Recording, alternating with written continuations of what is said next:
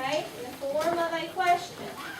Make sure you put your name at the top so that we can get it back to you in a timely manner. But you have 2 minutes. 2 minutes. As soon as this timer goes off. Alright, so everybody has their question in box 1 and they have out their notes. Let's talk just very quickly, briefly about how this is going to work. If you're on this side of the room, you're transitioning down your row the same way that you did for Socratic Seminar. Okay? Now this side of the room is facing differently, but you're still in your Socratic Seminar groups. Yep? So instead of transitioning like this way on the row, you're going to transition this way, side to side. Okay? This will be a group.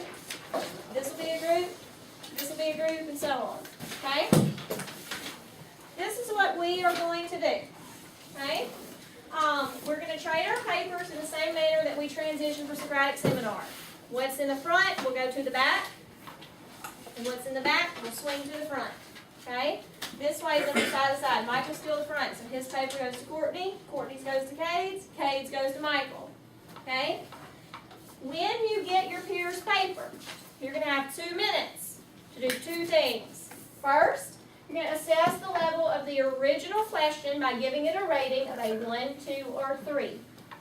If you don't remember what those levels of questions are or those descriptions, refer to those notes that you took yesterday. Remember, level 1, literal question. Level 2, interpretive. Inferential. Level 3 is thematic. The third thing you're going to do is you're going to provide a response to the original question as best you can. IDK or blank responses will not suffice. Okay?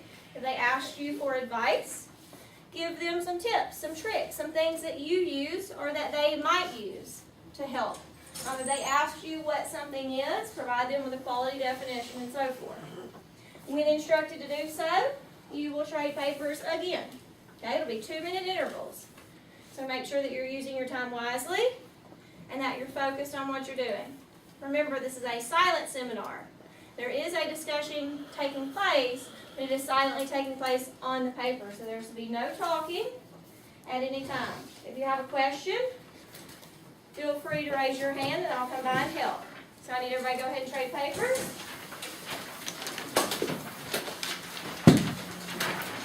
And your first 2 minutes has already begun.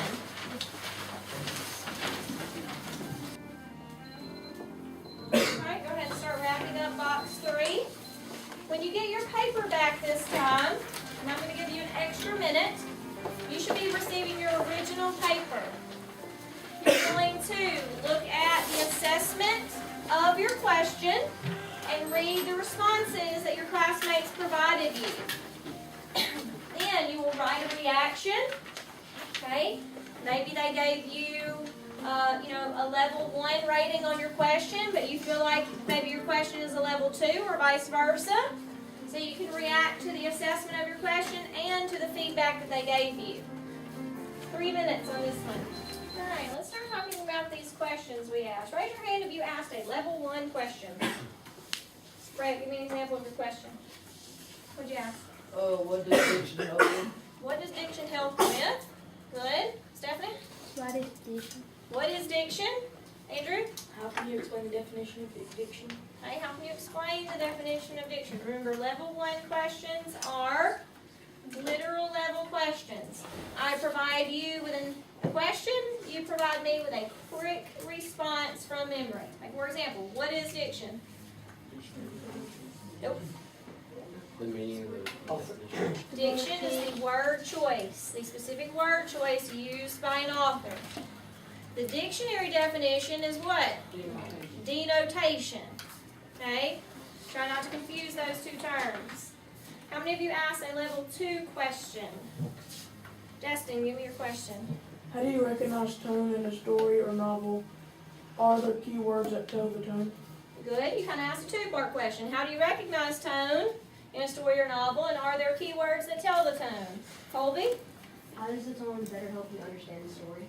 Okay, how does tone better help you understand the story? What can I do to figure out what tone words to use? Okay, what can you do to figure out what tone words to use? Dalton? How can diction be used to show the tone of the story? Okay, good. What's the difference between level 1 question and level 2 question? You have to think. Level You have to one think, you have to question is start It's not analyzing. You can go back to the text. You have to go deeper, it's not a yes or no. Level two question, You have to go think back a little to more the text than- and- Right? I have to provide my answer, and then I have to do what? Explain. Explain. So I have to provide my answer. How does diction help me identify tone? Diction helps me identify tone because I'm looking for words that are highly connotative, that have emotions or feelings attached to them, and I'm using those emotions or feelings of those words to infer the emotions or feelings of the writer. Yes? So, level 1, quick response answer. Level 2, quick response with an explanation. So it's going to be followed by a because statement. How many of you asked a level 3 question?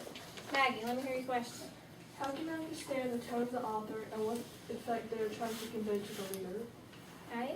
How can I understand the tone of the author and what effect they are trying to convey to the reader? That's getting into that thematic, right? Because when we're talking about effect, and we're going to talk about that in just a minute, we really have to kind of like dig deep and kind of think, well, what is he or she trying to say without saying it? Stephanie? How can diction help you later on in life? How can your knowledge of diction help you later on in life? Right? How can it improve your own writing?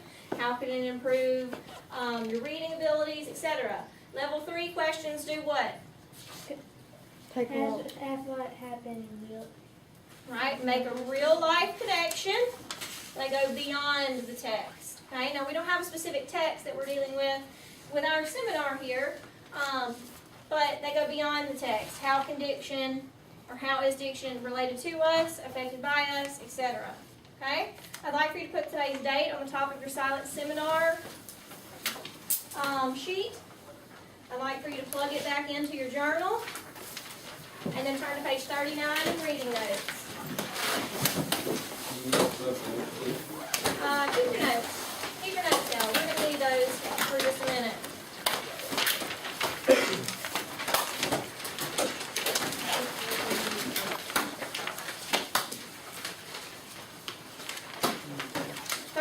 Reading notes. We're going to talk very quickly about what we're going to do today, just so that you and I are on the same page.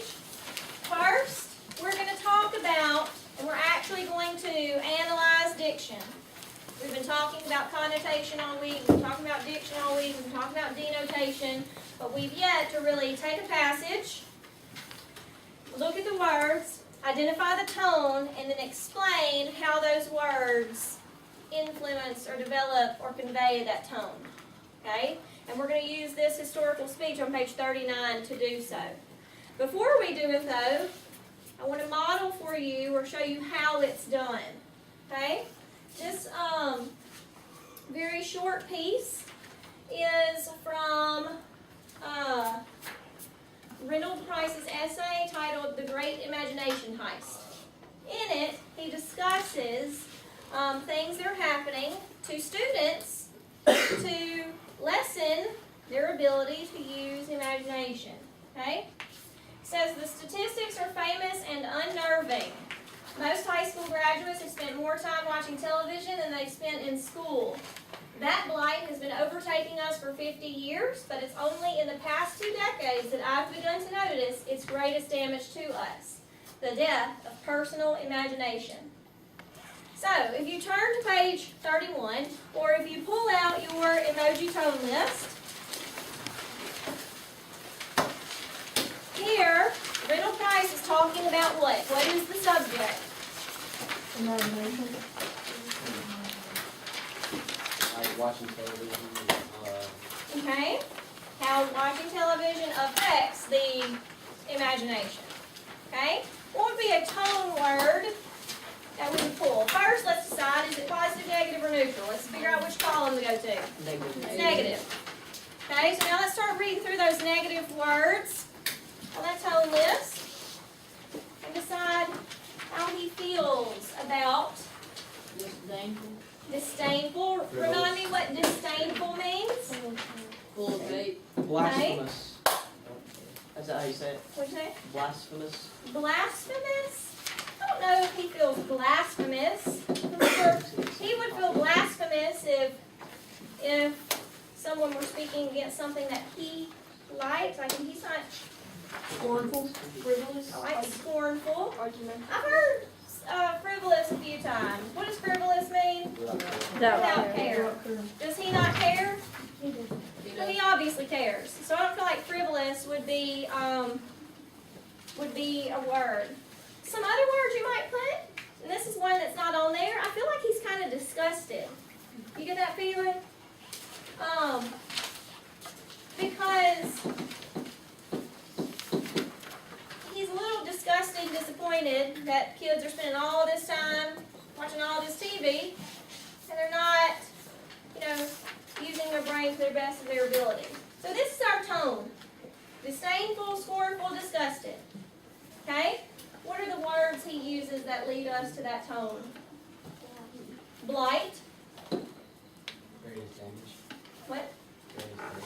Greatest damage. Death of personal imagination. Death. Right? Death is a strong word. Unnerving. Overtaking us for 50 years. Just the word overtaking, right? Feels like it's beyond our control. Okay? Now what we would do to analyze the diction of this passage is we would take each of these words and we would break it down using this word breakdown right here. Okay? And that's what we're going to do in this speech. But I want to show you how to do it first. I want to use the word blight. I really like the word blight. It's a different word. And I like to use it because how many of you have ever heard the word blight? How many of you know what it means? Okay? Nobody has any idea what blight means. Blight is denotation, dictionary definition, a disease that affects plants.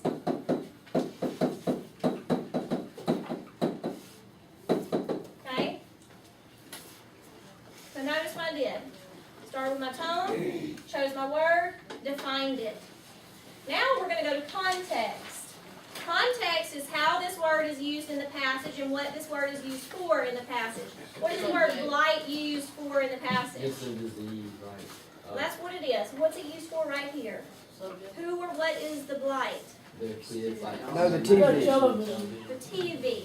Okay? So blight is used to describe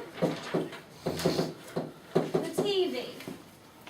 Okay? It's saying that it's creating this metaphor, right? It's an intended metaphor. It's not a poem and it's not poetic, but it's creating a metaphor, comparing TV or watching too much TV to a blight. It's saying that watching too much TV is like a disease. Okay? Connotation. negative. It is negative, obviously. What are some feelings, though, that we associate with disease? Death. Death. What else? Sorrow. Sickness. Sickness. Painful. Pain. Gross. I know what you mean by that. I'm going to use the word damage. Okay, damage. These are all the associations, the feelings that we associate with blight. Now, students last hour were confused. Well, connotation and emotions are the same thing. Not in this word breakdown. For emotions, I want you to talk about what is the emotion that Randall Price is trying to evoke in you by using the word blight. How's he trying to make you feel? Anger. Terrified. Afraid. Okay, he's trying to evoke Aware. fear. Aware. I don't know if he's trying, he's making us aware, but Threatening. it is a very threatening feeling, right? Informed. It's more than inform. Intimidated. Trying to repulse us.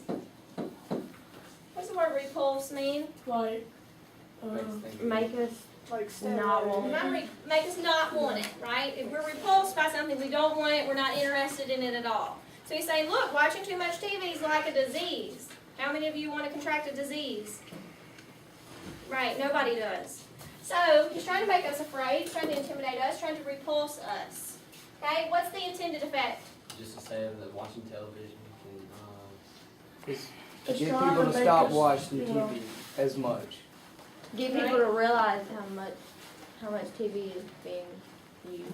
And he wants us to do what? Stop. Stop, right? The intended effect is to realize the damage, and stop watching so much TV, right? Now, as we continue to analyze our diction and how it influences our tone, we would move on to the next word. You know, we might go to this word overtaking, which I feel is another really good word for this tone, right? To say that's overtaking means that it has control of us rather than us having control of it. And at no point does anybody want to lose control. Everybody see how I just modeled this for you, how this works, what this looks like. All right, in your seminar groups, you're going to do two things. Everybody look at page 39.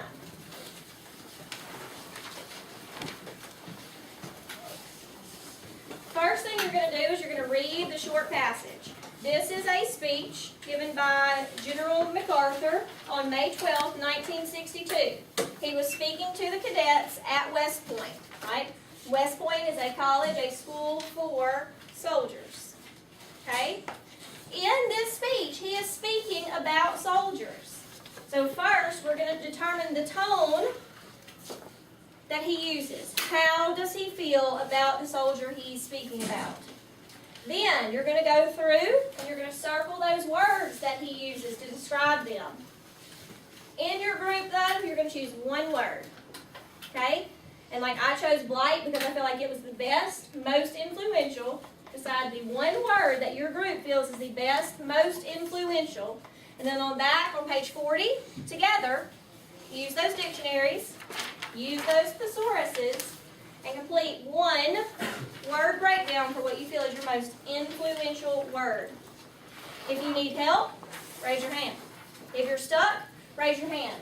If you forget, like, I'm confused about emotions again, can you tell me what I'm supposed to be doing here? Raise your hand. Okay? This one, since we're working in our group sideways, we're just going to pull our desks together. Okay? If you want to pull up, push back a little bit to get a little space, we're just going to pull our desks together. You guys, yes, I'll get you one in just a second. Remember, front row, turn around. Middle row, turn to the side. Back row, stay still. Questions? All right, let's roll.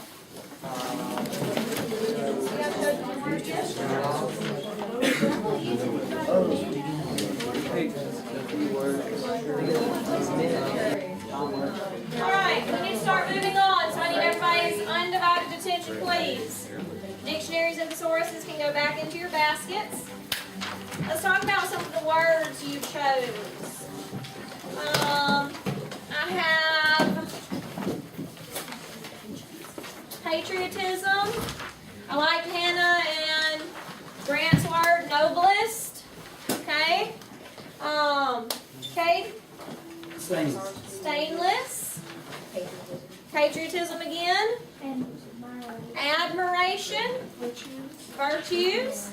We can all agree that General MacArthur feels how about these soldiers? Good. Feels respectful. Okay. Let me stop right now. I heard someone say good. Is good an acceptable word? No. We don't say positive. We don't say negative. We don't say good. We don't say bad. I don't think he's delighted. Look at that tone list. He is admiring. Yep. Maggie, earlier, what word did you use? Virtues. No. Your tone word. Respectful, right? He has a lot of respect for them. He admires them. He's impressed by them. Okay? He trusts them. Proud. Confident in them. Okay? But look at those words he uses. Those words that we all used. We have reliable, brave, noblest, finest, stainless, invincible. Anybody here use invincible? Okay, this first group did. All of these words are used to describe how good, how upstanding he thinks that these soldiers are, right? The emotions it's supposed to evoke in us, right? We're supposed to be kind of what?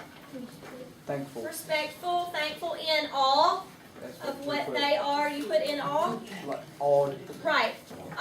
That's a good tone word. You're supposed to be in awe of what they do, what they can do, what they're capable of. Right? And the intended effect is to make us realize how much they have to offer. Okay? Alright, I need, again, dictionaries away, thesauruses away. The only thing I need you to have out right now is your tone list and your emoji tone sheet. The next thing we're going to do, right, we just analyzed how General MacArthur has used tone or used diction to influence tone.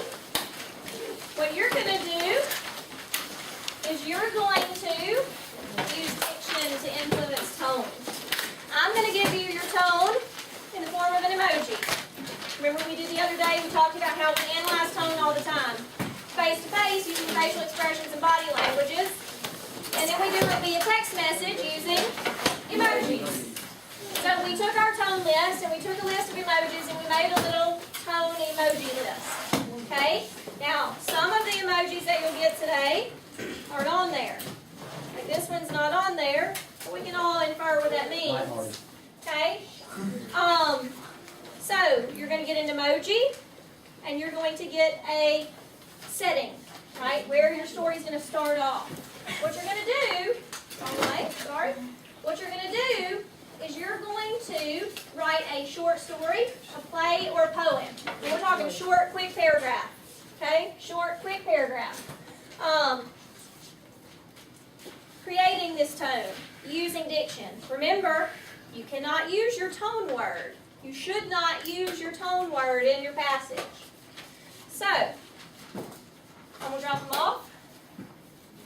You can go ahead and start looking at them.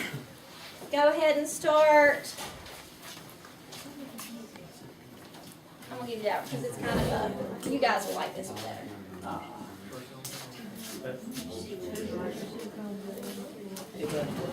These two groups to train. I would like these two groups to train. Hannah, you and Austin, Stephanie and Destin, Caroline, Caleb. Now go ahead and swap.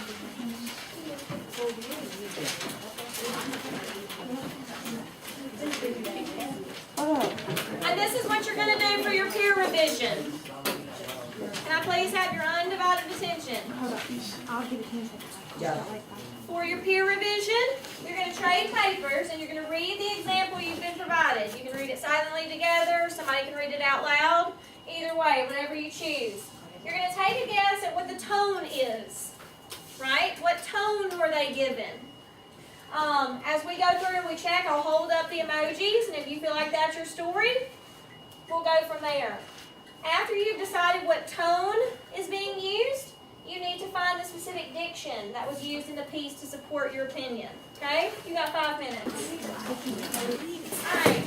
You should still have the story that you read, not the story that belonged to your group. You should have the story that you read. Okay?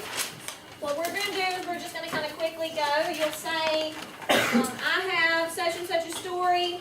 I feel like the tone is this. And we're going to see if you are correct. Okay? So we'll start first with Devin's group. Whose story did you read? Clay Parker, Michael, and Courtney's. Okay. And what was the tone that they were trying to express? That's just frustrated. Okay. So which emoji was it? And one was just like steam coming out of her nose. Was this the emoji you guys got? And what words led you to this emoji? She had a scratch on her brain shirt and a look that no one has ever seen on a woman, and steaming coming out of her ears. Okay. Good. What group's paper do you have? We wrote Jason's, Brett, and Okay. And what emoji do you think they were I think it given? was the cry The face. crying face, like the happy cry face? No, Or sad. the sad cry face? This one? Okay. Is that correct? No. No? Okay. Well, what words led you to this tone? Funeral and horrible. Okay. What was your emoji? The one in the can. Other than Sad face. So still kind of the same, but not to the same level.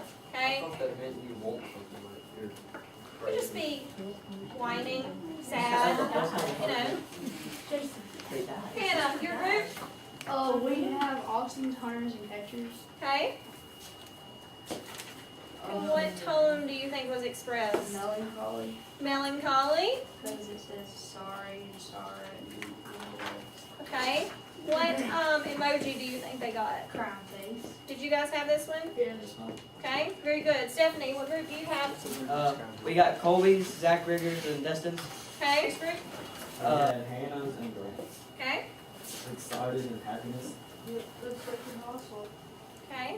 What words led you to excited and happy? Very happy. Okay, very happy. Any others? There was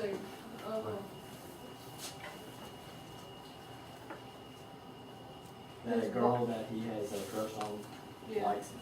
Okay. What emoji did you guys have? No one. The one that Michael's has favorite the emoji. eyes going That up. one. Yeah. that one. Okay. Yeah, they were on the paper. Next group. We had Abby, Mischievous. Edward, Lily. Okay. This one's jealousy. Jealousy. Okay. Um, no, we had scared, dead, flames, locked up. Okay. What emojis did you guys have? This one? Okay. If someone was jealous, they would be angry. They might look like this, right? Last group. Romantic. Romantic. You had Landon, Gabe, and Devin. Me. Was your tone romantic? Was it? Which emoji is? Because I don't have a romantic emoji left. This one? Okay. Does this say romantic? That's cool. That's It's like cool and yeah, it's like, like- alright, everything's good now. It's like, Right. everything's Everything's good. Everything's peaceful, chill. good. So, Okay, but not romantic per se. Alright? Everybody take out your notes for your levels of questions very quickly. There are 9 questions that are math, science, or social studies questions. Okay? Levels of thinking occur in ELA, in math, in science, in social studies, and in real life.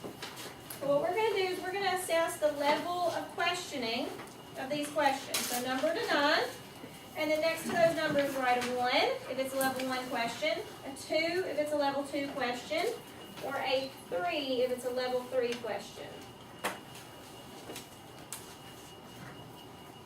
Alright, is everybody just about finished with that card?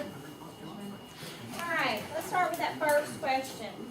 Grant, what level of thinking is that first question? What are the 5 layers of the Earth's atmosphere? I said it was a 1. It is, right? What are the 5 layers? You would just list them out. 1, 2, 3, 4, 5. Number 2, Lily, Declaration of Independence. Level 3. Why is it level 3? It can go beyond that question if you think the declaration lived up to what it was supposed to be and what's being interpreted now. Right. Well, one reason it's level 3 is because it's asking our opinion, right? In my opinion and your opinion may be totally different. So anything that asks for your opinion and requires justification is always going to be level 3. It also is going beyond the Declaration of Independence. It's like it was originally intended for this, but now in 2016 it's being used as this. Number 3, Catcher. 3. You think 3 is a level 3? How many of you said 3 is a level 3? Okay, anybody disagree? Why? I think it's a level 2. Okay, why? Because you could look it up and see how to solve it, and then you just have to know how to grab it. Right. Number 2 requires you to do what? Work. Explain. Level 2 questions require you to explain. So it is a level 2 question. Number 4, Dalton. level 2. Level 2, right? You would have to express why they are unique compared to other features. Number 5, Jason. Level 1. Level 2. Let me give you a little tip about level 2s. For the most part, your level 2 questions are going to begin with one word. How. If it requires an explanation, it's going to ask you how. Number 6, Gabe. 1. Who did the Warren Commission charge with shooting John F. Kennedy? Anybody know?